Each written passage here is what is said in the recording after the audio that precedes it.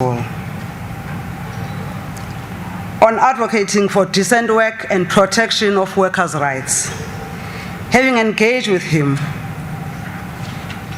our Honorable Deputy President is in my capacity as the Minister of Employment and Labor. I can attest that he is unwavering in his support for policies that protect workers' rights, enhance workplace standards, and foster safe, dignified employment environments. Delegates and colleagues and comrades, this is precisely the leadership South Africa needs. One that champions inclusive socio-economic strategies while actively seeking out the voices of the people most affected by policy decisions. We are confident that his keynote address will offer fresh insights, reinforce our sense of urgency, and provide guiding principles for the work we still have ahead. Deputy President, we thank you for joining us today and for your tireless commitment to South Africa's growth and prosperity. Therefore, it is my honor to invite you to welcome His Excellency Deputy President SP Mashatile. We look forward to your address, Honorable Deputy President, which will guide our discussions this morning. Thank you very much. A round of applause, people.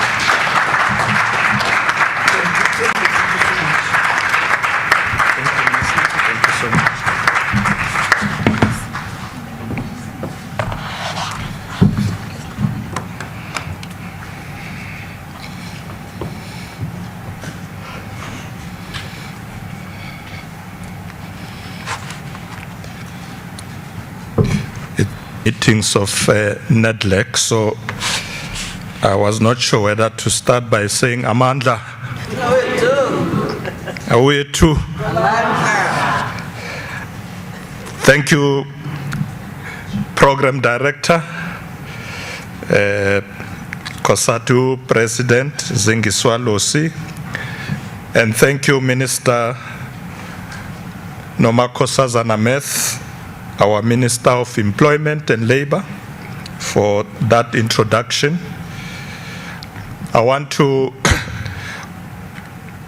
acknowledge all the presidents who are here and their delegations. I've already acknowledged President of COSATU, and the GS of COSATU is also here, President of FEDUSA, Godfrey Silamatsela, and the Secretary, President of NACTU, Pet Mpela, the Secretary, President of SAFTU, Musima Maredi, and the Secretary, and all other delegations who may be here with us, Director of the International Labour Organization, ILO, Country Office for Eswatini, Botswana, Lesotho, and South Africa, Alexio Musindo, Chief Executive Officer of Proudly South Africa, Eustace Mashimbye, and key partners and other stakeholders here present, ladies and gentlemen, delegates, comrades and friends, a very good morning. Last year in September, I had the honor of attending the 29th Annual NEDLAC Summit in a year that marked the 30th anniversary of South Africa's democracy. And this year also now the NEDLAC itself. I'm equally honored today to have the opportunity to address the 2025 Annual Organized Labor School. The Labor School, the Annual Labor School, remains a critical platform for reflecting on the state of our labor market, addressing the challenges that we face, and charting a way forward for the workers of South Africa. In this regard, it continues to uphold the democratic principles enshrined in our Constitution anchoring workers' rights and aspirations at the heart of our economic and social policies. Over the past 30 years, the government and NEDLAC have strengthened collaboration and dialogue, with NEDLAC continuing as a cornerstone of social dialogue and consensus building in our nation, playing a crucial role in advancing our collective vision for a prosperous and inclusive society. In 2024, shortly after addressing the summit, we lost two of the key drivers of the formation of NEDLAC and its development at those elementary stages, former ministers Tito Mboweni and Membatisi Ndladlana, respectively. In some ways, their departure represents the turning of the tide and the necessity for new ideas and ways to emerge in advancing the struggle and building unity for workers and advance decent work for all. Comrades and friends, over the past decade, South Africa has made significant strides in advancing workers' rights and improving labor conditions. In this regard, for example, the 2023-2024 Commission for Employment Equity's annual report noted that there has been a notable increase in the representation of designated groups across various occupational levels, reflecting positive impact of the Employment Equity Act. In terms of strengthening and protecting workers' rights, the Department of Employment and Labor has increased the number of workplace inspections in the 2023-24 financial year, exceeding its annual departmental target of 4%. This proactive approach underscores the government's commitment to ensuring compliance with labor laws and advancing workers' rights. For the first time in a year, South Africa's official unemployment rate decreased from 33.5% in the second quarter to 32.1% in the third quarter, marking a positive shift in our labor market. The government's collaborative efforts have led to the introduction of improved retirement packages and social benefits for dependents of labor union members, providing greater financial security for workers and their families.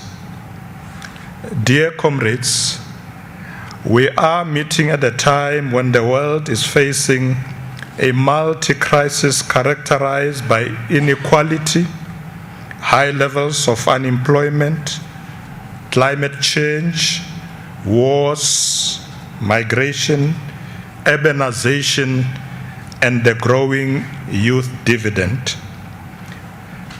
As a country, whilst there are changes in our economic patterns, we must admit that the pace of our economic growth and our development is protracted, or is a protracted one, and not performing at its optimal level.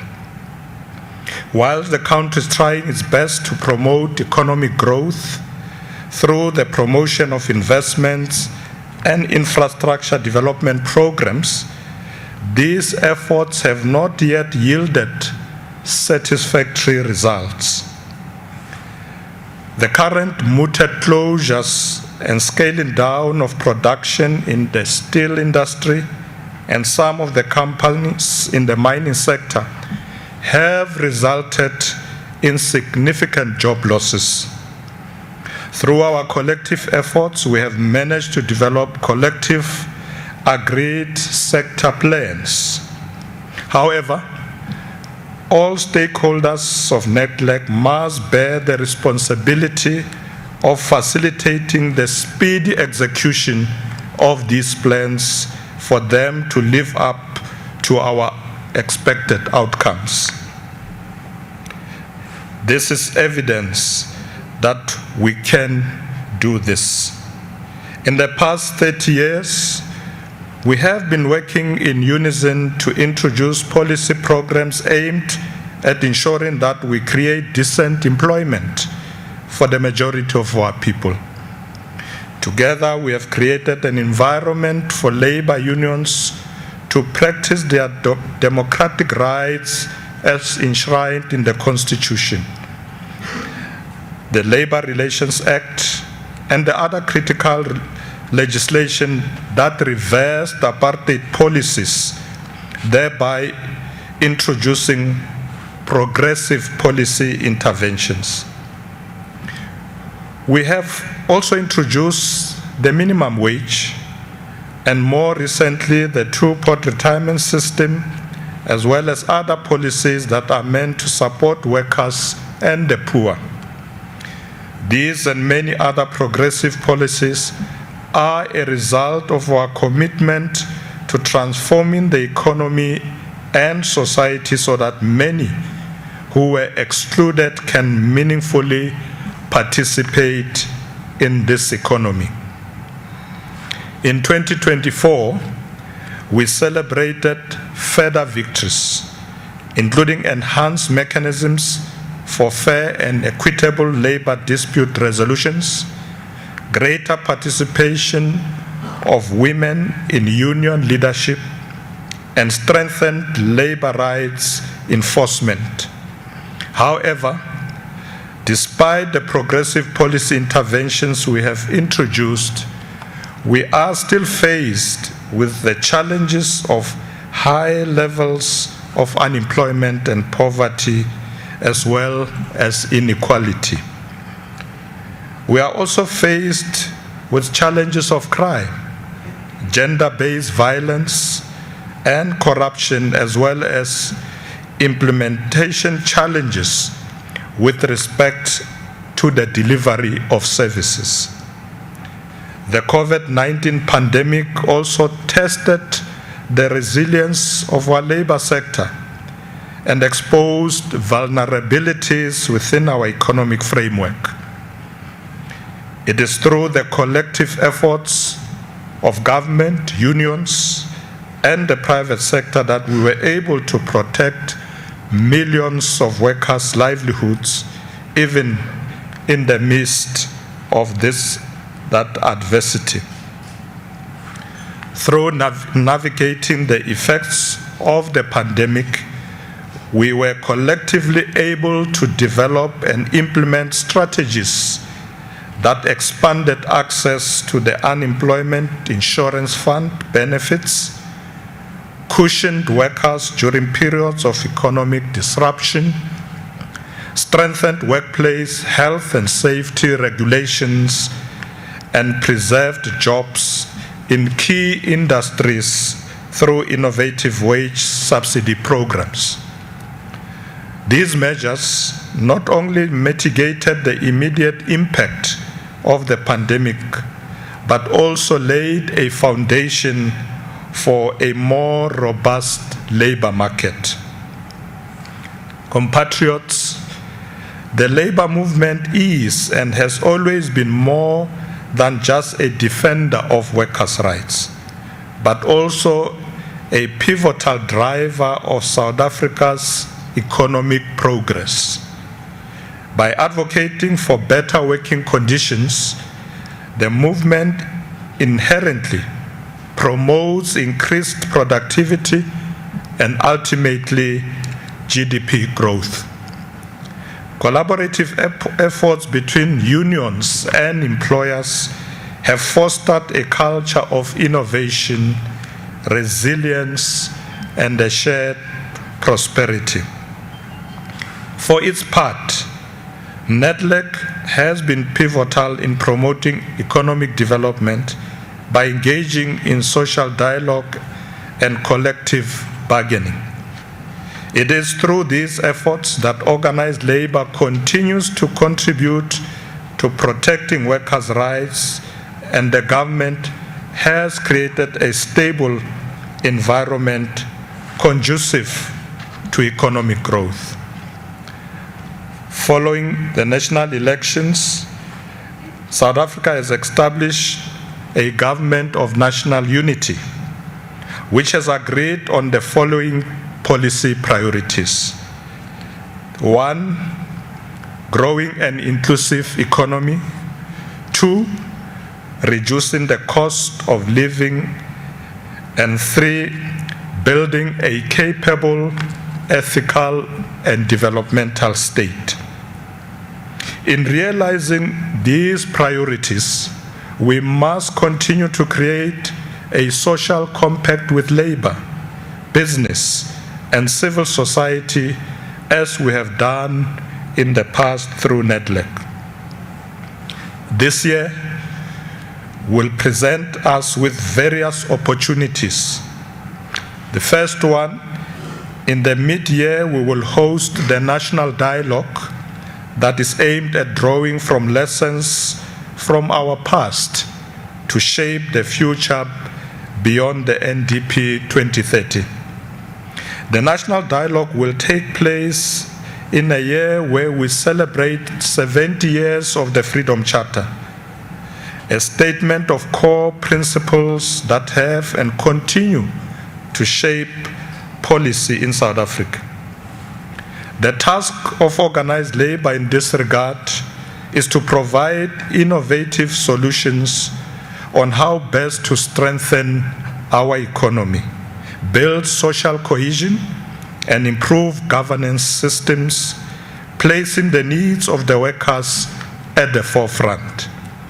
Furthermore, we believe that the national dialogue will shape our outlook towards and beyond 2055, a year when we will celebrate the centenary of the Freedom Charter.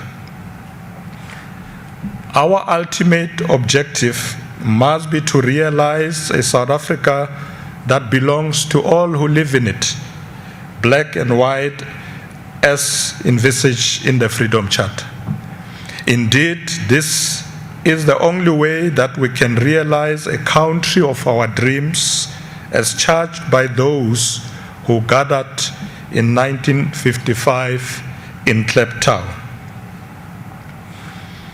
Dear comrades, this session also takes place whilst the World Economic Forum is in session, where President Ramaphosa and other government leaders are representing our nation and advancing our stance on issues of global significance, specifically as these relate to our economic development as a key player in the global economy, specifically in the continent.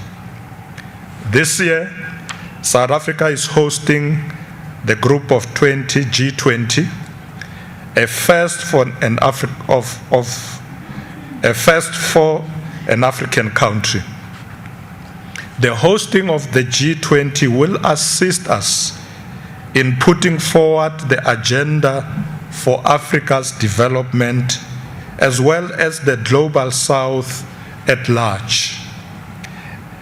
Hence, the theme for the G20 is solidarity, equality, and sustainability. We are leaving nobody behind.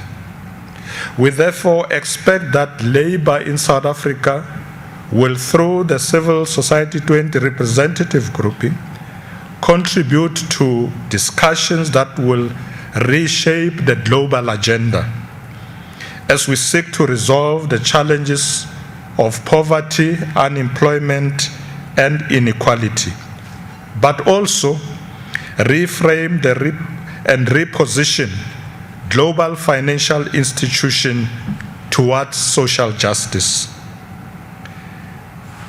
Program Director, as we look ahead, it is imperative to harness the collective power of all stakeholders, unions, government, and the private sector, to ensure that South Africa's labor market is inclusive, fair, and globally competitive. We must address income inequality and improve the quality of life for our workforce. We are not merely fostering economic growth, but building a South Africa where every worker feels valued and empowered. Program Director, as I close, let us all recommit ourselves to the values of solidarity, equity, and justice. The labor movement, as the backbone of our nation, holds the power to drive South Africa's economic transformation. Together, collaboration and collective action, we can overcome the challenges of the 21st century and create a future of dignity, equality, and prosperity for all. Let me also say something briefly about an issue raised by Comrade Vavi during the briefing this morning, that organized labor is very concerned about austerity measures.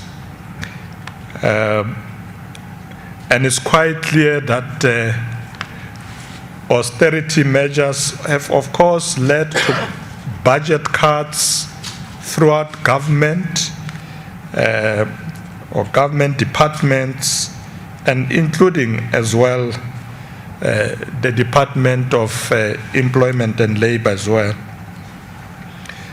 I was told this morning that this NEDLAC Annual School used to take 4 days, and now it has been reduced to 3 days because of budget cuts. We have agreed with the Minister that we will have to look at this matter, but also we have agreed that we're going to need another meeting, probably a much longer meeting, where we can, together with organized labor, discuss how do we all pull together to ensure economic recovery. Because some of the challenges we face now is because of the fact that our economy is not growing as we envisage. I said to the leaders during the briefing this morning that yes, we have begun to see positive signs of growth, but for the problems that we are facing in South Africa, a growth of 1.5% of GDP will not help us to address our problems.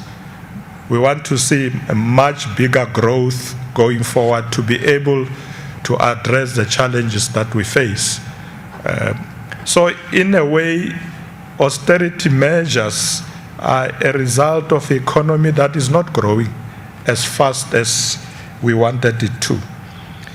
But we note this concern from organized labor, and we are going to look at it, but we want to work together with you. I did indicate that in the coming week we will have the Lekgotla of the governing party, and the following week of the Lekgotla of government before SONA. And one of the things we want to do is really to drill down to this issue of inclusive economic growth.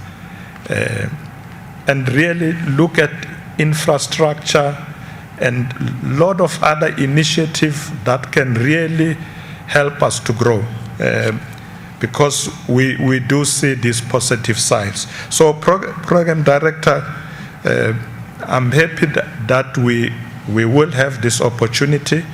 The Minister will coordinate with organized labor to ensure that we have that meeting sooner rather than later.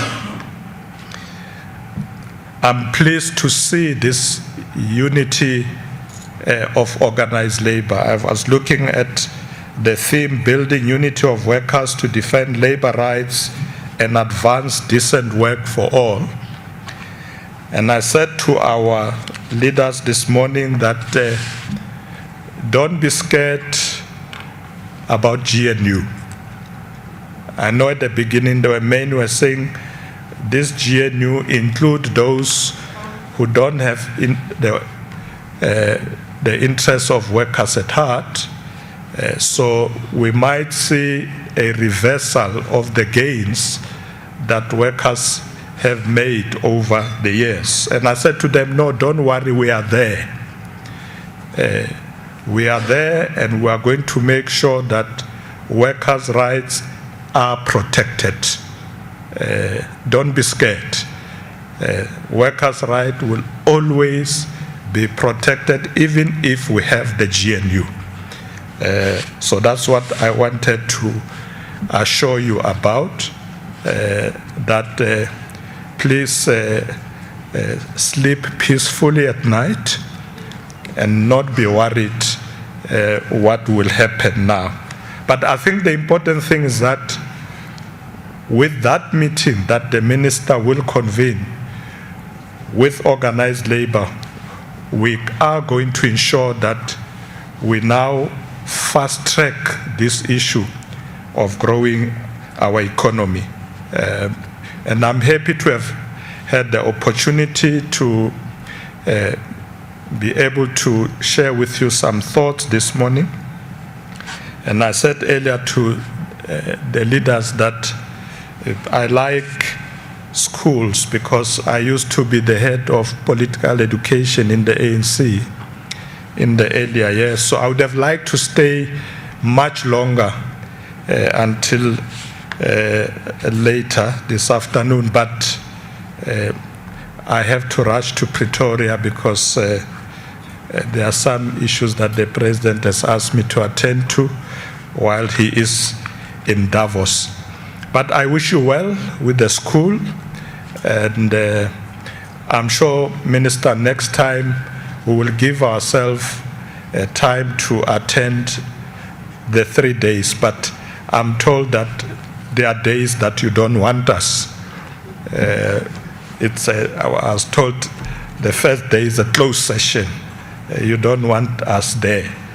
But where you want us, rest assured, we will come. We are looking forward to get very good results from this school and the schools that will be convened in the coming year. Thank you very much, comrades, for this opportunity. I'm happy to have had this time to spend with you. Thank you very much.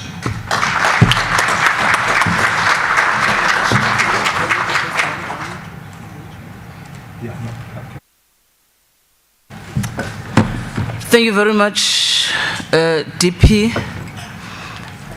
Comrades, we would allow just one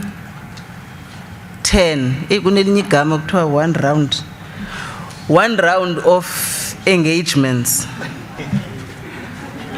Once in Kale, if I start here and I move and come to this end, wait, I am not going back.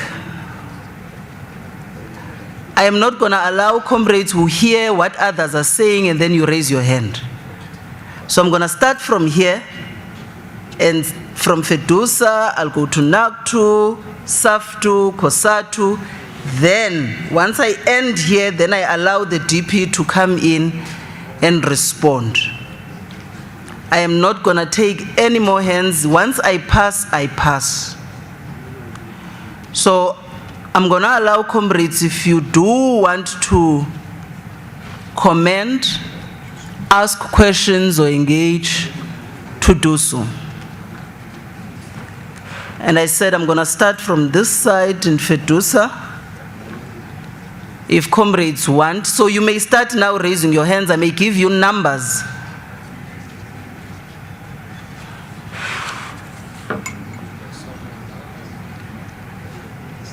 Fedusa, I have only one hand, the president. NACTU, it is the general secretary, the deputy general secretary. I have one hand. SAFTU, I have two hands. COSATU, I have one, which is the deputy president, and then I've got the president, unobhala weSAMU, 2, 3, Mahlangu, 4, Dolobi, COSATU or 5, Matthew. COSATU, I've got 5. It's closed. May I allow the president of Fedusa? President and Chair of the session, thank you very much for allowing me to just make some few comments. Firstly, we would like to thank the Deputy President for honoring our invitation. We really value it and thank you very much. Okay. Going forward, Chairperson, as Fedusa, we would want to reiterate the issue of the austerity measures that we are worried because the majority of our facilities out there that are expected to render a service are really working on a skeletal staff, and that really compromises the lives of our people, especially in sectors like your education, your health, just to name but a few.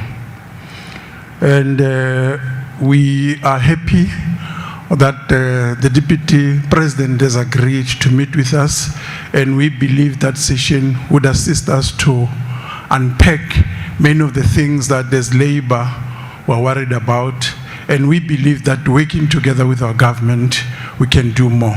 Thank you very much. Thank you very much, Mongameli. Can I take NACTU, the Deputy General Secretary? Thank you very much, President Lucy. Good morning, everyone. Morning, GP, morning, Minister of Employment Labor. Thanks very much for taking us through and your support.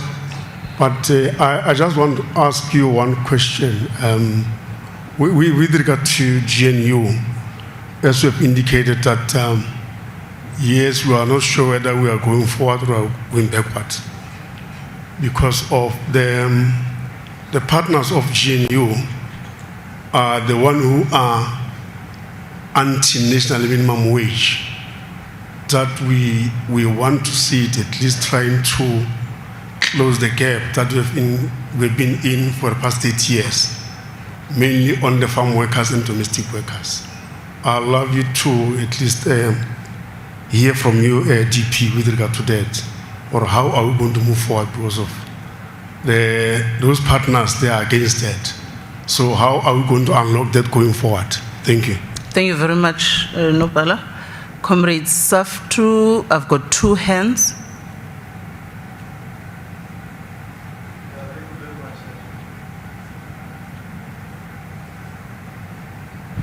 Thank you very much, President and Chairperson of the session.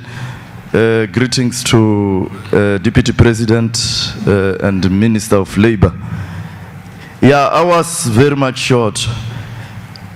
Yeah, DP, you spoke about global matters. So as a result of which it has inferred that it will be prudent for us to ask about what is transpiring in the BRICS, precisely because South Africa is part of BRICS. 3 nations in the BRICS group has pronounced publicly that they are going to forge ahead with the formation of the common BRICS currency, which is Brazil, Russia, and China. India is the only country that public pronounced that they don't support the formation of the common BRICS currency.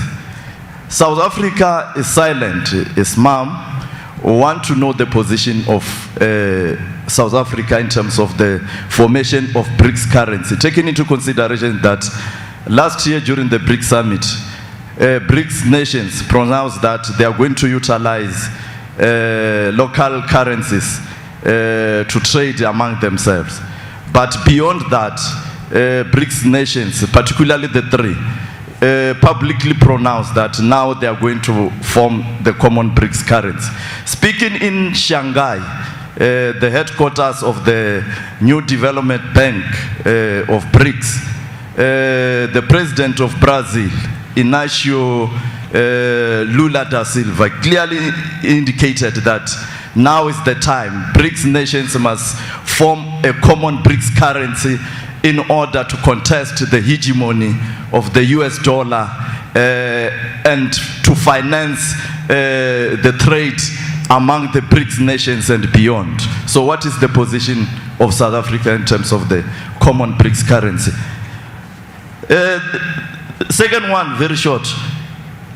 Immediately after the results, exam results last week, we have realized that there is too much inequality in our education system because of two exam papers for public and private schools. So when are we going to have a common exam paper in South Africa, irregardless of whether you are coming from rural school or urban school, whereby all of us will be having a one common paper in South Africa? Because if we don't have that, since 30 years of dawn of democracy, which means inequality in our education system is extremely deep. So DP, we are asking a common single paper in our education system. Thank you very much. Thank you very much. Yeah, thank you, President. And greetings to the Deputy President and Minister of Labor. Greetings to the leadership of COSATU present here, FEDUSA, NACTU, and SAFTU. Deputy President, we are not going to sleep, even though you are assuring us that the workers' rights are protected. We are seeing that the government and business are moving with speed to reverse the gains of the workers. Currently, as we speak, Deputy President, there are discussions in terms of the proposed amendments, which, in our view, those amendments are direct attack to the workers of this country. So we are not going to sleep, Comrade President, Deputy President.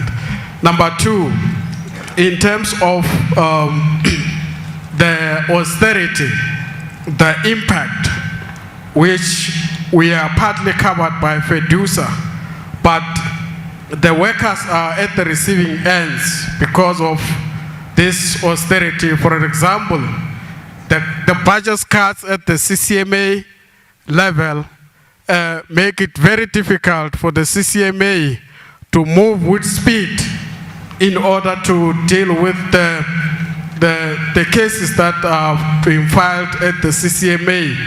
Number two, currently there's a report, Deputy President, that there's non-compliance in terms of the minimum wage. So we want to know, what is it that the Department of Labor will do in order to ensure that there's full compliance with regards to the minimum wage, and not only the minimum wage, Deputy President, full compliance across. Yeah, let me pause here, President. Thanks. Thank you very much, SAFTU. COSATU? Comrade Mike.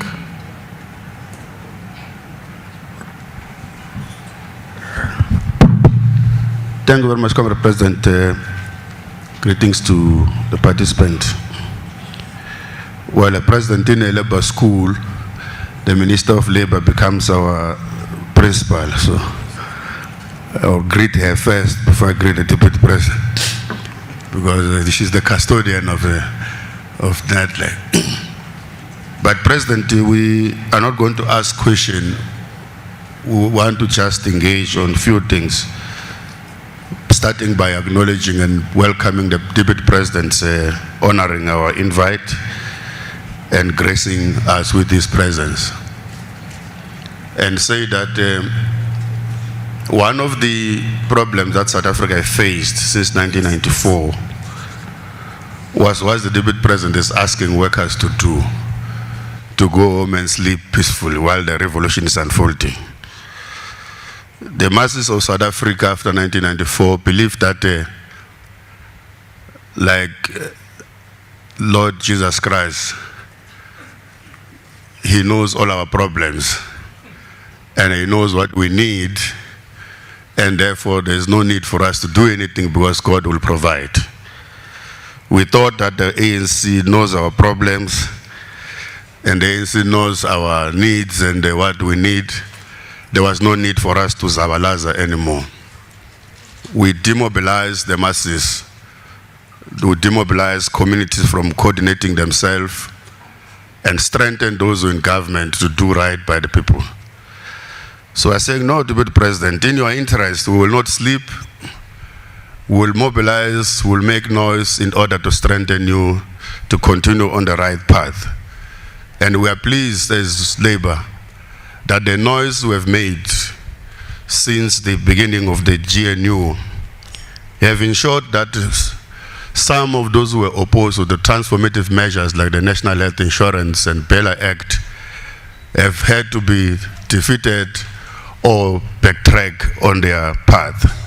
And such is a role that I hope that you will say to us, don't sleep, continue to ensure that you remind us of what is it that we represent, that we must do.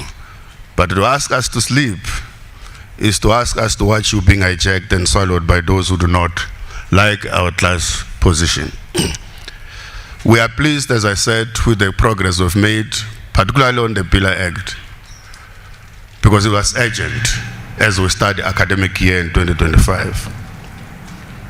But of course, as you move into the government or governing parties, Lekgotla, and the government, Lekgotla, we want to ask you that don't do the things the same way we've been doing over the past years, because that has not bear different fruits, particularly on the trajectory of economic growth. You correctly say that the 1 point something growth of the GDP is not enough to solve our problems. And indeed, if the program of action as outlined by the Government of National Unity is anything to go by, there's nothing new in there.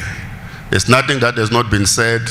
There's nothing that has not been done before, but the results are not pleasing.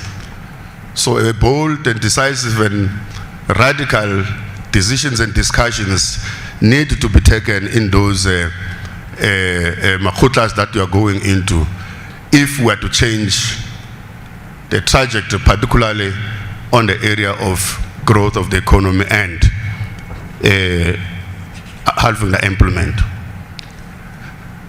Free the money into the hands of teachers, President. Grow.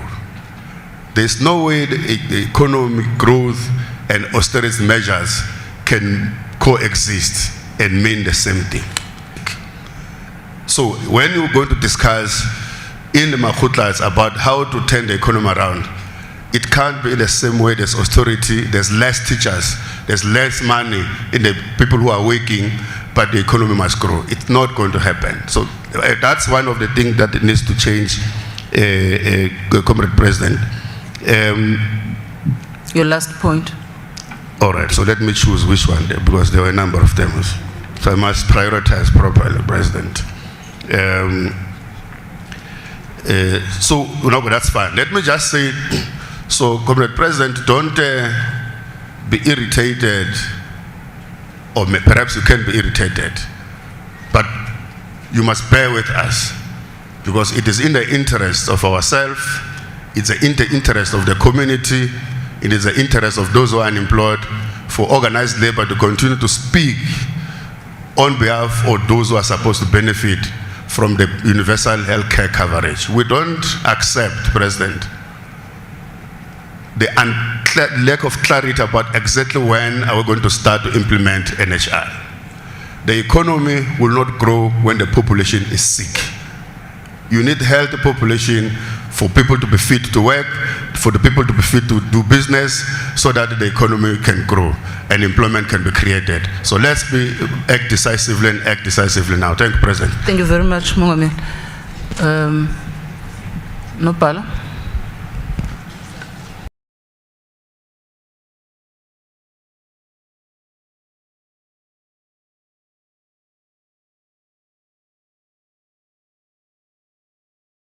Which Guning, there are many matters. I speak not only as part of COSATU, but mostly as municipal workers.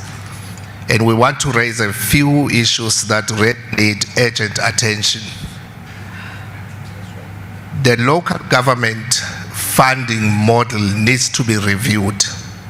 There are currently many things that municipalities cannot do, professionals and engineers, and mostly because of the way that professionals are paid by municipalities and how engineers are paid. There's also a political issue where there is a political interference which discourages engineers because they get instructions which are not in line with engineering compliance standards and so on.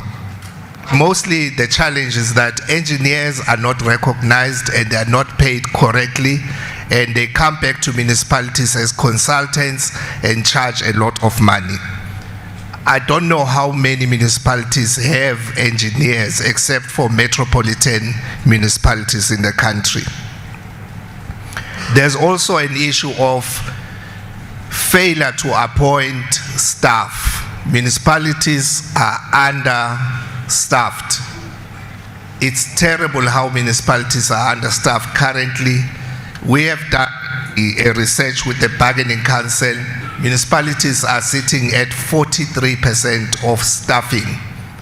So the staff complement is very low, but it's because the government is using CWP and EPWP workers to exploit them and pay them 5,000 rands, 3,500, 2,800 rands. That's how they are paid. Municipalities currently cannot pay salaries of employees. We have municipalities that by the end of 2024, they had not paid salaries for 4 months. Africa, in the current age of democracy, no payment of salaries. And also no payment of statutory obligations. Pension funds are not paid, medical aids are not paid, third parties are not paid by municipalities. The problem is not only corruption, but the problem is funding. The local government funding model needs to be reviewed. How we calculate equitable shares needs to be reviewed. Currently, it's not assisting, and we have made a number of proposals through COSATU as well. CWP, this issue we need to discuss because it's now in the media that the COGTA has made an announcement, 55 years and older. What you have seen in the media now is a new pronouncement that they will continue, but they are only continuing till the end of the financial year. There's no guarantee beyond the end of the financial year. And the reason for this is that Treasury has reviewed funding towards the CWP and EPWP program. Instead of making sure that we get rid of the implementing agencies which are taking a large chunk of the money that should be going towards funding the program on CWP and EPWP. Also as a politician in this meeting, and we must raise the issue of the Municipal Systems Act amendments, which is limiting the rights of municipal workers from participating in politics to a level where they become bearers of political power. That may look like something which is now in court and there will be a resolution. Policy change. Don't know what is this sabotage. It's an indication. I've exited time. Yes. Okay. Municipal workers are like that. As Your last if point, there is no policy to continue, and we are well aware that it's going to public sector as well, where the government is trying, and it might be a political policy also coming from political parties that municipal workers, public sector workers should not become leaders of political parties. That needs to change. Otherwise, we are limiting ourselves and the space is going to be contaminated while we're watching. The last issue, Department of Labor, I must, President, mention this one, very sorry. Health and safety concerns in municipalities. We have fatalities. Municipal workers are dying in power stations. They are dying in sewer plants. They are dying on the road. And the municipal buildings are non-compliant in terms of health and safety.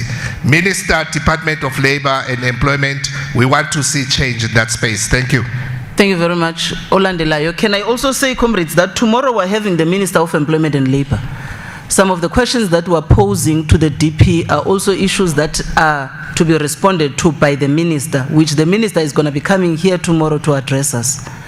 So I'm just pleading that we don't say it today. If we chilo today for the chair of tomorrow, pinned, because then the minister would have noted it and would be having your response. I'm speaking on behalf of the chair, bed tomorrow morning. Mahlang. Thank you, Chairperson, President of COSATU.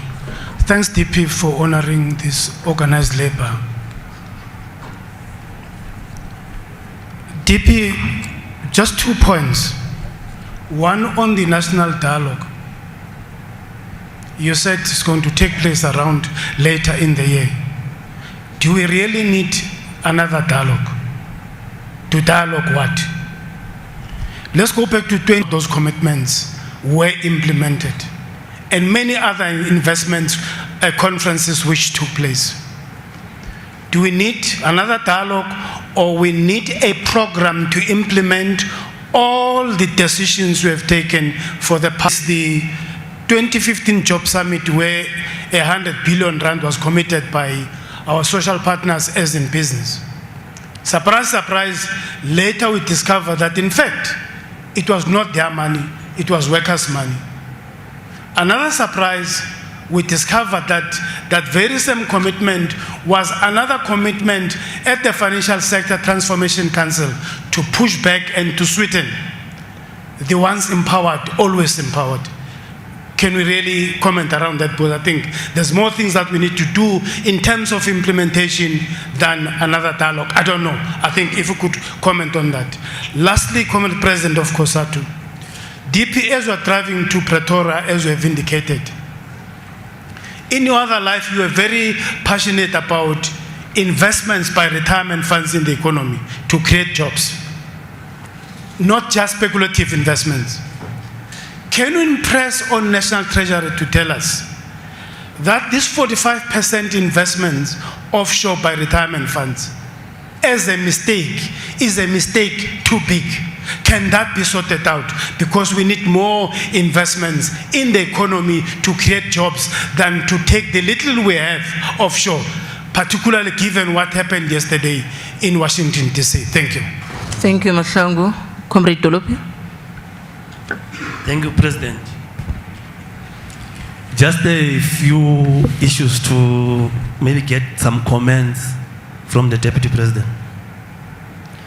So the first one is that the Deputy President is saying that we must rest, we must enjoy our nights every day.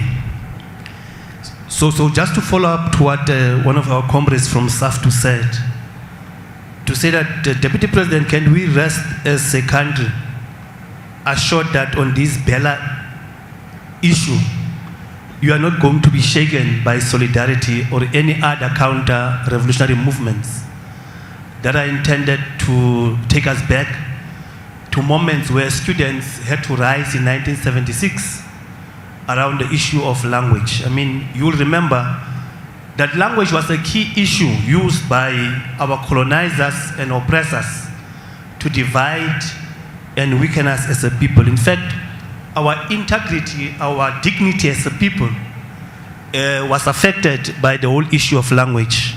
So can you assure us that you will not be moved as our leaders, even if you have to go to court, you will be firm in defending those who lost their lives, spilled their blood in defense of our heritage as a people, so carried by the question of language. That's the first point I wanted to make. The second one, President, I think as a leader of the African National Congress, in the main, we are guided in terms of our work by the Freedom Charter. The Freedom Charter speaks about there shall be work and security. I just want to speak to this one quickly.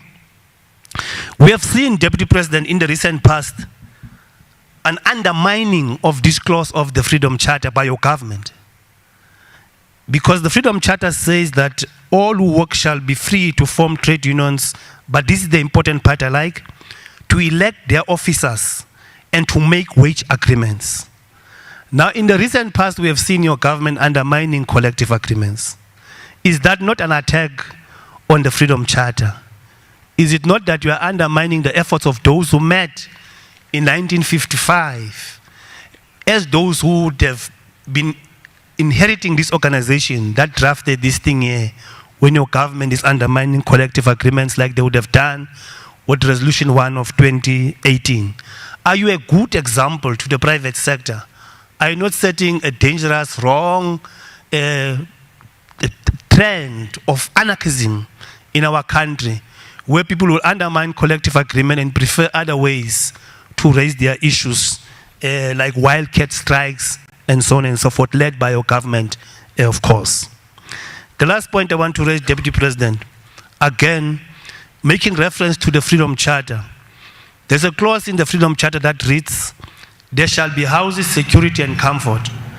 I just want to speak to one point of that whole clause there, around the issue of housing.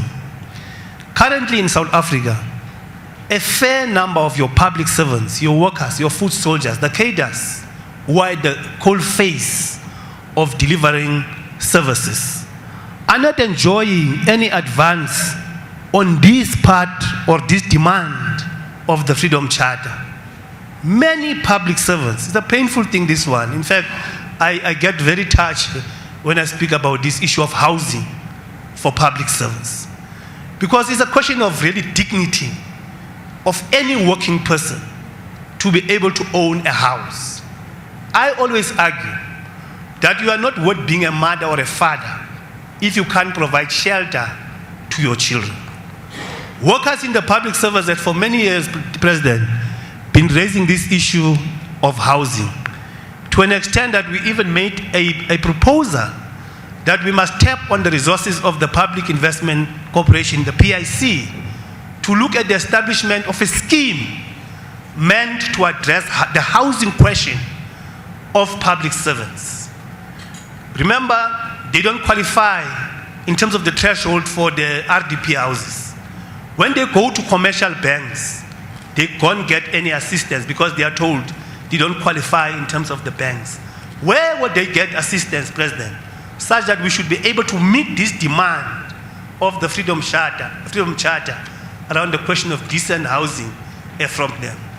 As I'm concluding, when you comrades speak about the radical economic transformation, I think, Deputy President, this opportunity of housing is one of those that can assist us to radically transform our economy. Currently, the banks have absolute monopoly, hegemony around the market, the housing market. And when we could discuss this PIC1, for the first time in our country, the banks will be attacked or will be challenged around the question of housing. I feel we must invite as president to discuss this theme of housing for public servants as they can't get houses. Many of them stay at home. As a teacher, how do you prepare in a four-room home that you are sharing with other family members? I am very passionate about this thing. It must be addressed as a matter of urgency. Thank you. Thank you. The last one, Comrade Matthew. Morning, President. Morning, Comrade BP and Minister. Just two quick questions. I think one is the signal, the message that government sends at times to organized labor. At times we have to chase ministers to table bills at NEDLAC, even up to intervening at Parliament. At times, with the previous administration, we saw the previous Minister of Labor table a raft of proposals to weaken our labor laws. We've had to spend 2 years fighting to block that. And at times you also see government moving very fast with business around reforming Transnet, Eskom, etc. So I think the plea is, don't leave labor behind, view labor as a partner, take labor with, defend, respect NEDLAC, etc. The second one, President, is that we have an unemployment crisis of nearly 42%. Youth unemployment is about 70%. So that's our greatest ticking time bomb. We're not going to make any progress on any other issue unless we resolve that issue. But we've seen the last few months, we've had interveners COSATU, SAMU, around the 67,000 community works program. So we've managed to block it for 3 months. But we still need a solution, as the GS is saying. But also, President, we've seen in the last 2 years in the budget, the presidential promise stimulus has been cut from 36 billion rand to 3.5 billion rand. Unemployment is not falling, it's stubborn at 41.9%. So that unemployment is so high, we should be saying, how do we increase public employment programs? How do you review them? So our plea, Deputy President, is that when you go to SONA in 2 weeks, when you go to the budget in 4 weeks, let's really send a message that we're going to ramp up public employment programs. We're going to provide at least opportunities for 1 million people by April, for 2 million by October's medium-term budget statement, but not to cut back. I think lastly, President, on that issue is that there are issues with the public employment programs. Cheap labor, the skills, not paying minimum wage, etc., etc.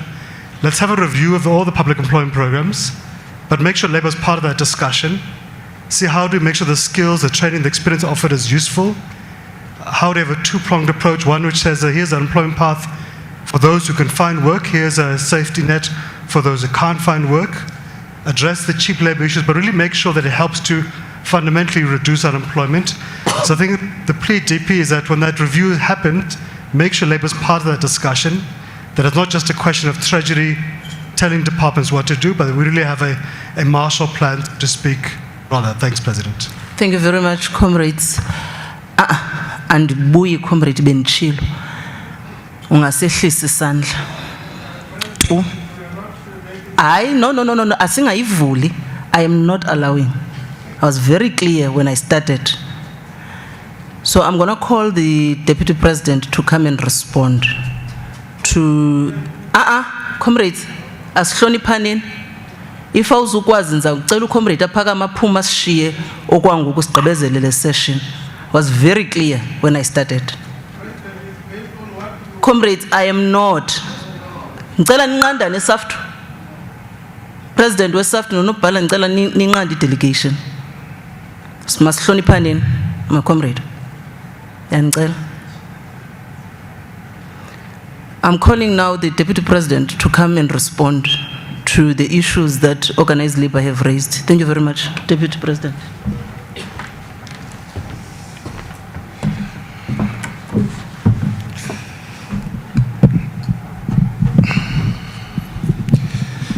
Mandla, question,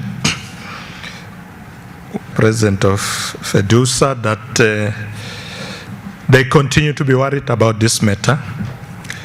I was talking to the ministers who are sitting there that it's obviously a matter that we are going to have to go back to as we go back to our meetings in government to look at what can be done. I did say earlier on that the economy that is not growing faster is not giving us enough revenue. But of course, come back to this question and see if there is a way in which we can go around this issue and make sure that we have enough resources to get programs going that can create employment. So it's not something I think we can completely answer today and say this is what we are going to do exactly, but I think it's something that of budget cuts. The second question was about the GNU. That there are those within the GNU who are anti-labor, anti-workers' rights, not progressive, anti-minimum wage. We have made sure that as we get into the GNU, we don't allow for the gains that have been made to be reversed. That's the point I made earlier. I'm not saying that they are not going to try, but I was saying that because we are there, it is our responsibility to make sure that these gains, workers in the farms, agricultural areas, I know that the Minister of Agriculture is from the DA, and perhaps comrades are worried that suddenly something will be done there that's not in line with our progressive policies. We're not going to allow it. Because remember that we are a collective in the cabinet appointed by the president. So ministers are not allowed to come with their own policies. We've agreed there are priorities. There's a statement of intent. Yes, people can talk about their policies in their parties, but in the government, we all work in terms of the priorities of the government. So all the issues that are in the statement of intent now and the priorities, if you look at them, they are our progressive policies. And therefore, we're going to continue to defend that. The third question from SAF 2 was about global matters, common currency. We as part of BRICS are obviously part of that discussion. I know you said that Brazil is forging ahead and other countries. When is South Africa going to do the same? What is our position? Now, I will not be able to say today exactly when are we going to take a firm decision on this matter, because I'll tell you why.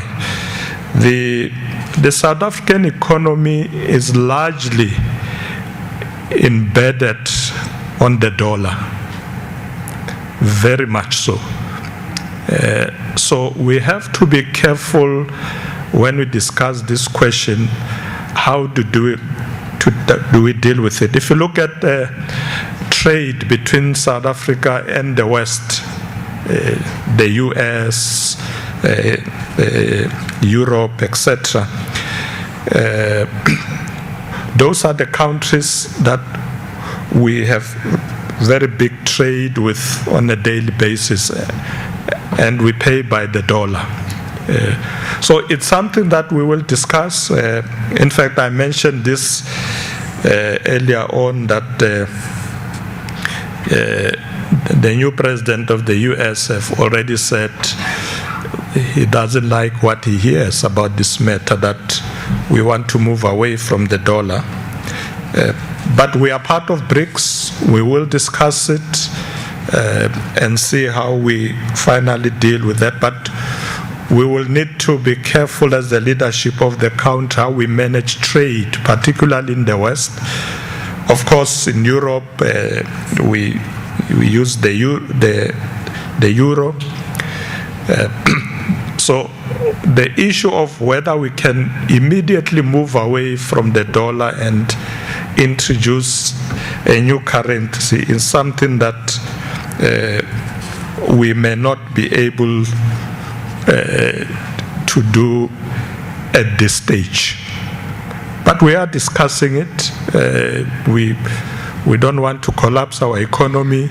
We need to make sure that we tread carefully. We would like to see countries, even in the continent, strengthening their own currencies, collaborating with us. So perhaps it's a matter that we should also shift to that meeting we are going to have, that the minister is going to convene. Comrade Shingange was worried about sleeping peacefully. The point I was making earlier on was that there are a lot of comrades who are worried that the GNU is going to reverse our gains, as I said earlier. And the point I want to emphasize is that it is not going to happen. It is not going to happen. I know you made a point about the Bella Act. Yes, there were big fights there. The president asked me to chair the clearinghouse mechanism. And of course, there was a pushback there, particularly on the issue of language and admission in schools. But we allowed engagement, as the president said, well, I'm giving everybody 3 months. At the end of that period, we said to the president, implement the act. And as things are happening, the minister is implementing the act. We ourselves had to acknowledge that some of the things that we want implemented in that act may not happen immediately. For instance, the issue of compulsory early education for children. There are schools that are not ready with facilities and so on. But in the main, the president said, I am now implementing the act. Minister, start implementing and give me progress on that. I know that Solidarity decided that they are going to take us to court. We are, of course, going to defend. We're going to defend in court because we know that this policy is correct. This law is correct. South Africa has got 12 languages, and all of them must be used in the development of our children in our education system. As far as practically possible, they must be used everywhere in the country. So we're going to defend that position. It is a correct position. So we will see what the Solidarity says. The NHI. Yes, the cabinet has agreed that the NHI should be implemented. I know that on this matter we have also been taken to court, and we're discussing with the minister, and the minister is saying to me, of course, it doesn't mean if we are taken to court we must stop unless the court stops us. So it's going to be again back to the issue of increasing our pace of implementation on all the policies, including universal access to health care. So we're going to do that. In fact, in the coming Mahotla, these are the issues that are going to be on the table. And I know there are comrades who are saying Yes, there are a lot of good policies in South Africa, but sometimes, the pace of implementation is very slow. In fact, in the presidencies, since the start of this 7th administration, we have our theme there is the speed of execution. We want to make sure that all decisions are implemented speedily. So when we look at all these issues, we are going to treat them in that spirit, that there should be the speed of execution. The second question from Kosatu was on issue of local government. Now, local government in South Africa is a big challenge, to the extent that we have now dedicated a lot of efforts to it. Comrades will recall that the President introduced the district development model and assigned me to go all over the country to ensure it's implemented. And the good thing with the DDM is that you are able to pull all the plans together. We call it one plans. National, province, and local government. Instead of national government going to a particular province or particular local area and implement the project, we make sure that we combine those plans and resources with both province and local areas or local government to ensure that we move as one. So is already happening. But I know that there is a big issue about the issue of funding of local government. For quite some time now, local government have been complaining about equitable share, that when Treasury allocates funding, they prioritize national government, provinces, and little goes to local government. And we know why that happened. Comrades will recall that at the beginning of the new government in 1994, there was a belief that local government can generate its own resources. So when government budget, they say, okay, particularly the metros, they'll say, look, well, the city of Johannesburg is so big that they can, through rates and taxes, collect so much money that national government doesn't have to allocate funds or funding to them. And yes, because there are municipalities that are dysfunctional. Some of them have no economic base. So to assume that they will be able to raise their own revenue becomes a fallacy now. So we have to go back, and I agree with you, comrades, that it means we have to review the model of local government. Because otherwise we end up intervening ad hocly. And we say, okay, let's intervene in this municipality, we're going to take it over. So that's not sustainable. We need to review that model. I agree with you to look at how do we fund local government, because many of them, I've been out there in many local areas where you really realize that, in fact, whatever you do, you can change mayors. I don't know how many times you lack of skills that you can attend to, because we are looking at that.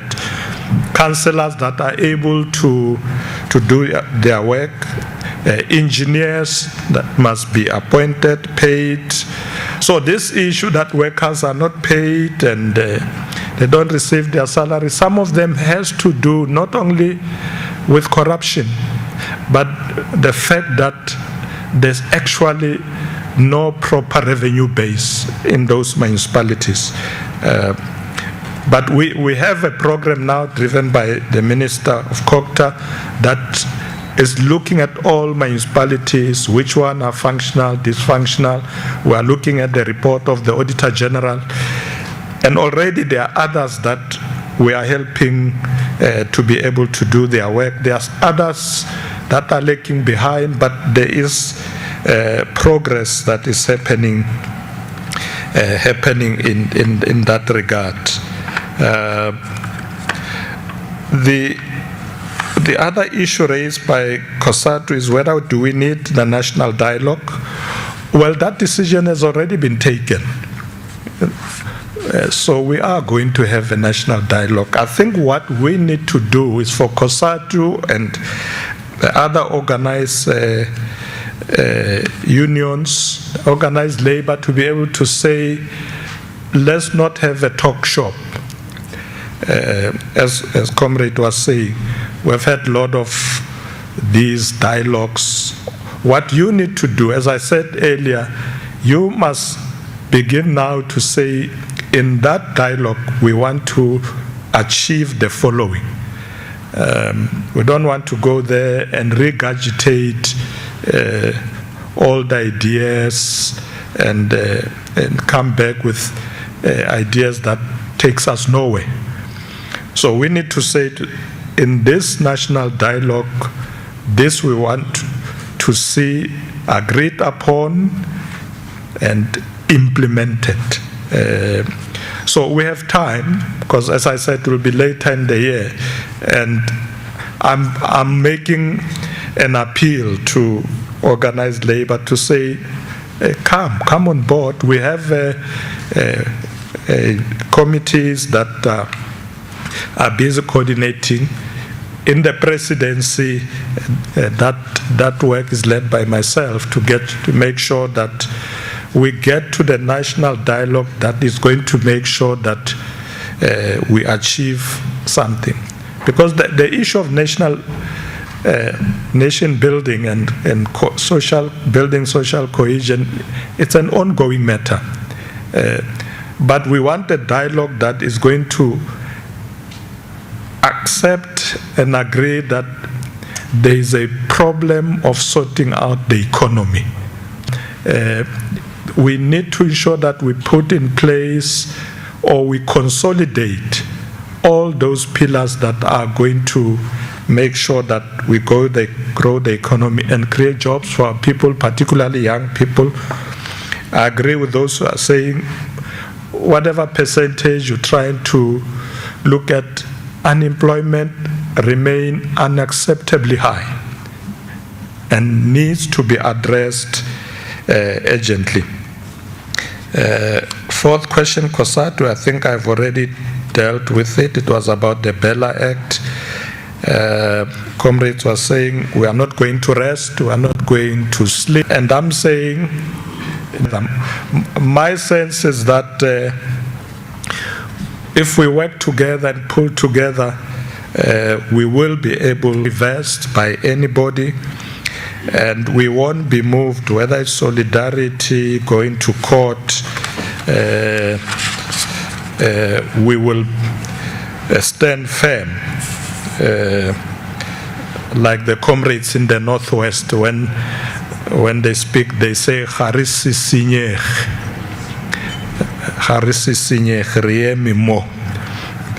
We're not going to pull back, because when we entered the GNU, we said to everybody, this must be about the people.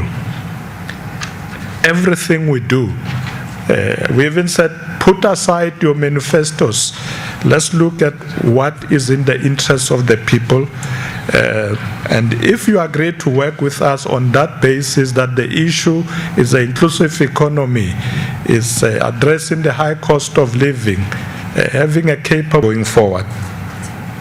There is an issue about the Freedom Charter. Firstly, there shall be work and security. I agree that it's an important chapter in the Freedom Charter, or clause in the Freedom Charter, that we must make sure that we implement. The minister is coming back tomorrow, and is going to engage more on the issues of collective bargaining. There was a view that some of the things we do in government, they undermine collective bargaining. And an example was made about the 2018 agreement. So she's going to come back tomorrow with much more details to look at what exactly are these issues, because it can't be government led by the ANC that really consciously take a decision to undermine collective bargaining. If that happened, it needs to be corrected, and we need to know exactly what we did with those agreements. So I won't go deeper into it because the minister is coming back tomorrow to deal with that. Now, the issue of housing, I agree with the speaker that when we introduced the policy to assist poor people with housing, we said those who earn, I think when we started it was 3,000. I think it's probably a bit higher now. I don't know where it is now, but we did realize that there's a category of workers in this country, but particularly public servants, who earn beyond that cut-off amount. So they can't get those subsidized houses, or as we call them, RDP houses. But at the same time, they don't have enough, they don't earn enough to go to the banks and be able to get bonds to buy houses. Even with the social housing policy we introduced, we couldn't deal with this problem completely. What we did, because I was part of those who were in the human settlement environment, we introduced rental stock.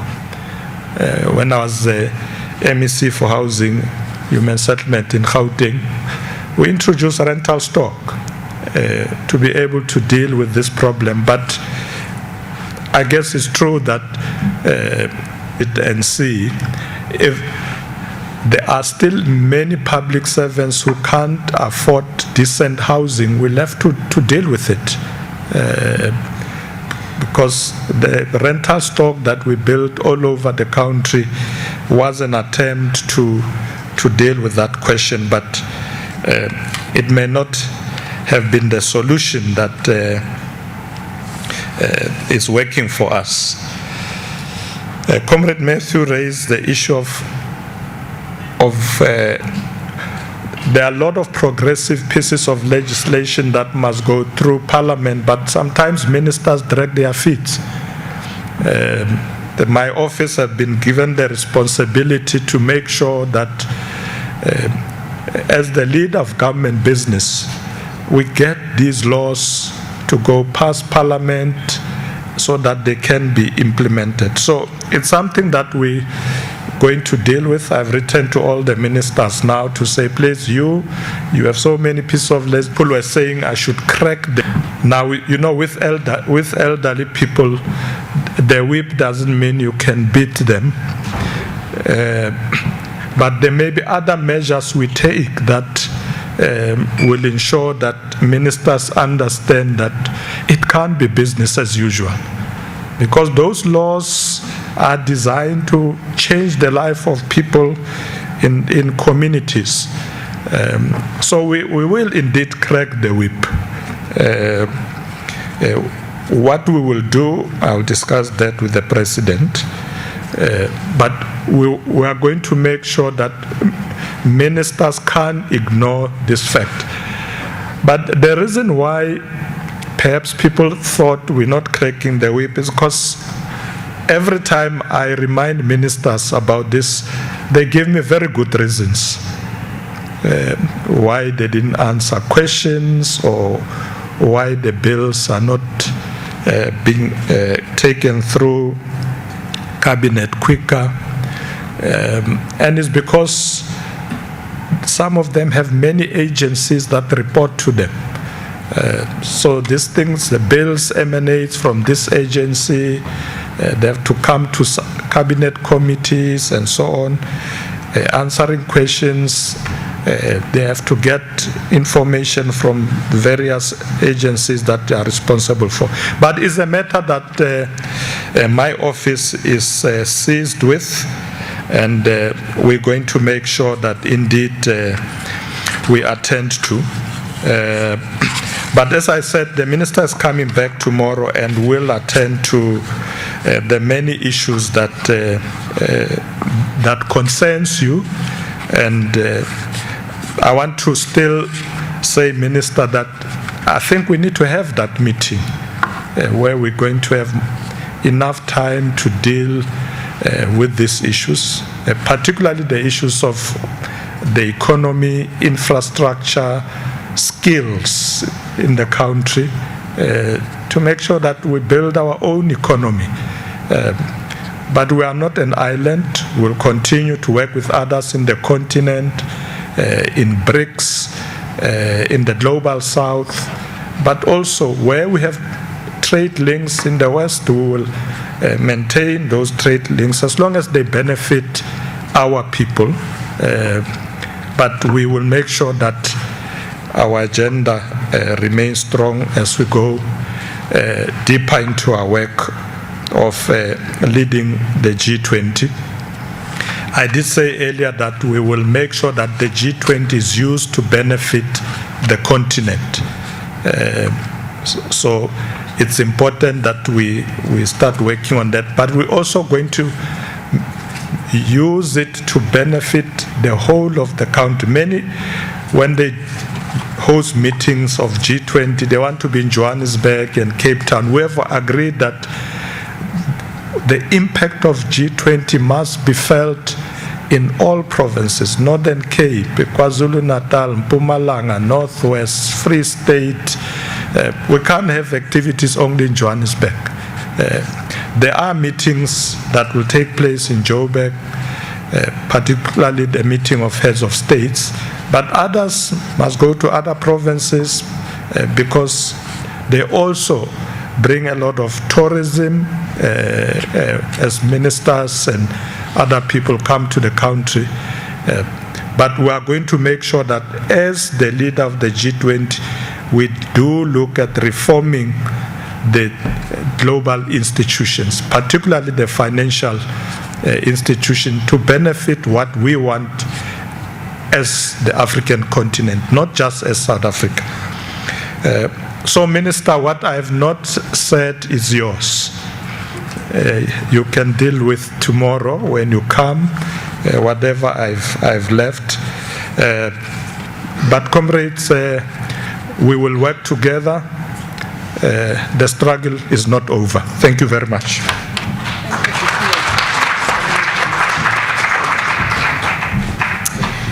Thank you very much, DP. I want to welcome our leadership from the ILO, Mr. Alexio Mosindo, who's our ILO director, our country office for Eswatini, Botswana, Lesotho, and South Africa, and also welcome our worker specialist for the Southern African region, Comrade David Dokano.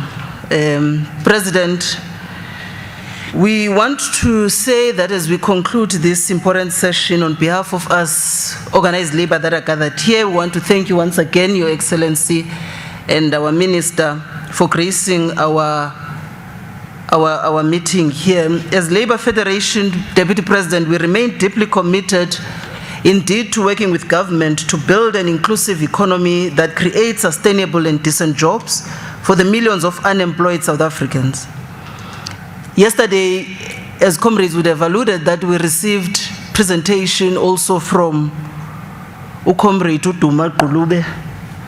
And we want to say that South Africa's economy, Deputy President, has been weakened by high levels of unemployment, the low growth and the inflation, and therefore austerity policies which reduce government spending lead to this crisis of high levels of unemployment.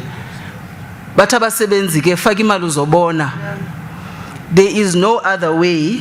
If you cut spending, then you are then creating a crisis of unemployment, inequality, and poverty in our country.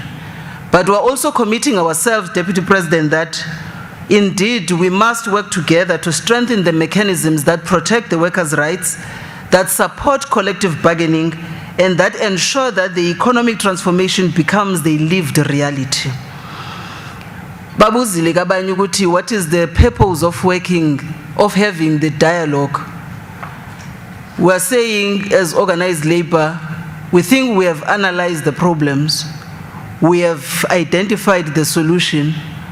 What we want is the political will and the commitment to really implement the solutions that will take us out of the crisis that we are facing. We look forward to the ongoing collaborations and engagement, President, as you have given an undertaking to this organized labor leadership, that we shall indeed meet maybe the overall convener working with the minister will say maybe in the midterm labor school we should have a session where we're really having timelines and timeframes of how we're going to find a way of implementing these solutions. Minister was also whispering to me that what we need also is to ensure that as you weep, we need ministers to come to NEDLAC. We can't afford ukuqhulana ne-bills ezidlula e-NEDLAC ziyoxoxwa eParliament kufanele ziphinde zibuye back to Parliament. We want NEDLAC to be respected. Everyone out there says this institution is no longer relevant. It is relevant because the issues that are confronting the working class and the poor are facing us every day.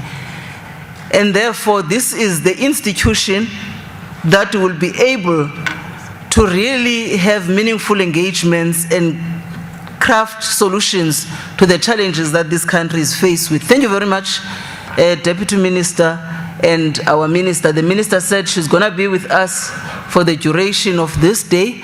I want us to take, as we usher the Deputy Minister to continue with his acting duties as the President of the Republic in the absence of His Excellency. We will then take a 10 minutes refresher break as we prepare to bring our ILO Director in the Pretoria office to speak to us. Thank you very much, Your Excellency, as we usher you out. Thank you very much.